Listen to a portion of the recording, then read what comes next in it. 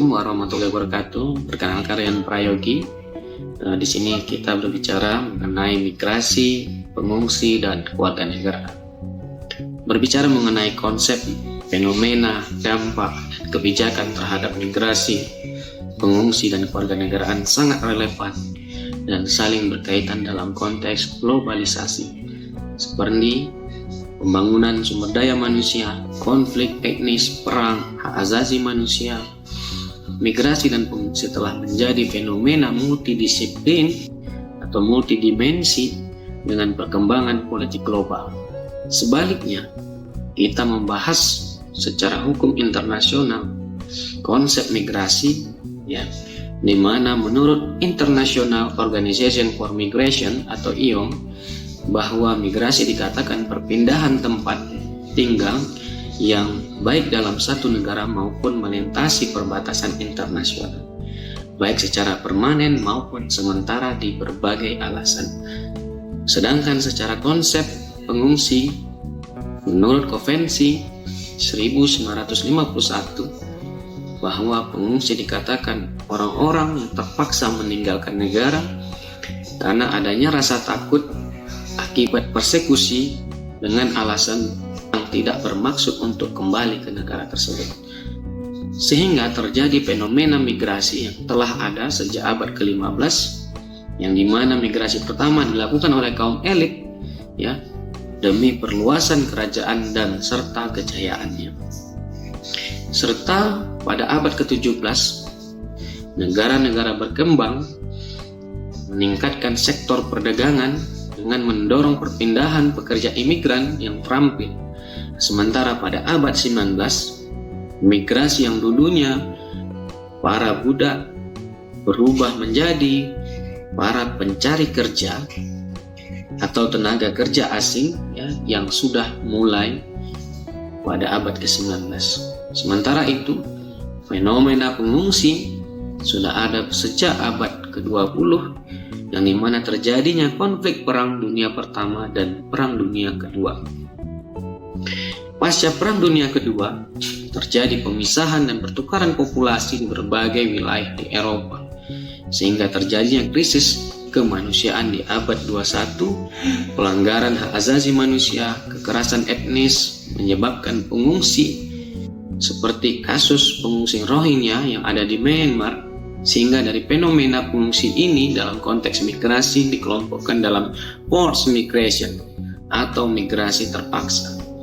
Untuk itu, melihat dampak yang ditimbulkan oleh migrasi dan pengungsi, ada dampak positif maupun dampak negatif. Dari segi positif, bahwa migrasi mencakup kontribusi ekonomi, transfer pengetahuan dan teknologi, serta remitansi, multikulturalisme, dan peningkatan keterampilan.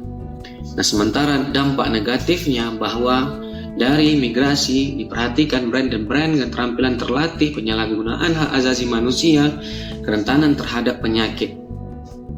Sedangkan dampak positif dari pengungsi bahwa negara tersebut pengungsi menerima bantuan jasa dan barang sebelumnya tidak dapat di negara asal, dan bertambahnya populasi pengungsi terjadi peningkatan produksi barang dan jasa dan yang menguntungkan masyarakat lokal, serta mengurangi biaya tenaga kerja bagi pemberi kerja dengan adanya pengungsi. Selain itu, dampak negatif dari pengungsi akibat adanya pengungsi tersebut dapat memberikan tekanan kepada sumber daya manusia yang ada serta degradasi lingkungan. Maka dari dampak-dampak di atas, tentunya dapat dilihat berbagai faktor-faktor terjadinya migrasi dan pengungsi, disebabkan adanya faktor penarik atau pull faktor dan adanya faktor pendorong atau push faktor, sehingga terjadinya migrasi maupun pengungsi dalam perpindahan masyarakat tersebut meliputi menginginkan hidup yang layak, tentunya dari segi faktor ekonomi, pendidikan, pekerjaan, serta perubahan iklim, konflik berkaitan dengan terorisme, pelanggaran hak asasi manusia. Untuk itu dalam konsep kewarganegaraan, bahwa migrasi yang dilakukan untuk tujuan mencari kehidupan yang lebih baik dari segi ekonomi, dan juga migrasi terpaksa atau forced migration yang dilakukan untuk mencari perlindungan dari negara lain yang telah ada sejak beberapa waktu lalu, mengakibatkan terjadinya interaksi sosial membentuk jaringan imigran dan pengungsi. Maka dari konsep jaringan yang dibentuk terjadinya migrasi dan pengungsi ini tentunya sangat erat kaitannya dengan konsep jaringan sosial yang menjadi suatu komunitas atau kelompok. Secara konsep, jaringan sosial atau social network ini adalah unsur utama dalam suatu modal sosial. Dalam modal sosial terdapat 3 hal penting yang meliputi norma sosial, kepercayaan, dan juga jaringan sosial. Yang dimana jaringan yang mengikat ini berkaitan dengan hubungan antara manusia satu dengan manusia lain. Sehingga saya mengutip pandangan Pierre Bourdieu yang mengatakan bahwa modal sosial merupakan dasar sumber daya yang potensial berkaitan dengan hubungan saling percaya dan memiliki sifat jangka panjang sebagai dari mereka. Secara universal, dalam konsep kewarganegaraan, bahwa terdapat 3 konsep teori kewarganegaraan yang terkenal: kewarganegaraan liberal, kewarganegaraan komunitarian, dan teori kewarganegaraan republikan. Sedangkan dari 3 teori di atas sudah tidak sesuai lagi dengan perkembangan modernisasi pada saat ini, apalagi perkembangan teknologi dan informasi, sehingga lahirnya teori baru yakni neo-republikan. Nah, yang dimana teori neo-republikan ini menjadi teori menggabungkan antara 3 teori di atas. Teori kewarganegaraan republikan ini fokus dalam kajian kewarganegaraan di suatu negara yang mengatasi masalah hak dan kewajiban warga negara, serta fokus menghadapi isu-isu nasional. Akan tetapi, selain dari kepentingan global, tentunya teori kewarganegaraan kosmopolitan sangat erat kaitannya mengatasi masalah migrasi dan pengungsi. Jika ditinjau dari teori kewarganegaraan kosmopolitan, bahwa dalam aspek sosial nilai-nilai universal yang meliputi hak asasi manusia, solidaritas, demokrasi, dan tanggung jawab dalam upaya mengatasi masalah etnis, agama, dan nasionalisme yang berbeda di setiap warga negara.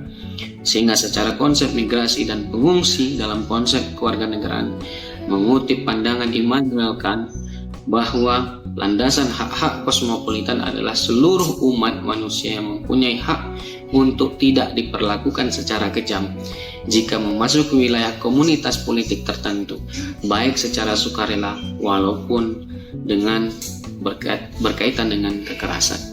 Orang-orang yang mempunyai hak untuk memasuki wilayah suatu komunitas politik tertentu dengan damai, tetapi tetap berada dalam wilayah untuk itu memerlukan persetujuan antar sesama manusia di negara tersebut.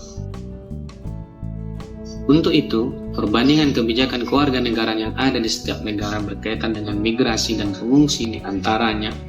Secara umum, kebijakan migrasi di negara-negara banyak kurang memahami dalam mengendalikan dan mengatur migrasi secara internasional.